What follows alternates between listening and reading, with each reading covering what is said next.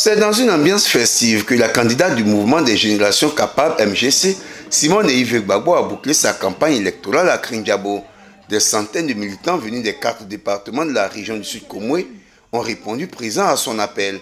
Sous les ovations du public, Simone Yves Gbagbo a lancé un message fort, celui de la réconciliation nationale et du renouveau ivoirien. Nous sommes sortis de la guerre. Ça a créé un déchirement à l'intérieur de notre nation. Il faut que dans notre pays, la réconciliation vraie se réalise. Ceux qui ont souffert et qui ont encore de la peine, du chagrin dans leur cœur, il faut qu'ils acceptent de pardonner. Ceux qui ont mal agi, qui ont fait de mauvaises choses, il faut qu'ils reconnaissent que ce qu'ils ont fait là, ce n'est pas bien et qu'ils demandent pardon aux autres. Donc, pardonner et demander pardon. Est-ce que notre pays va demeurer un pays divisé?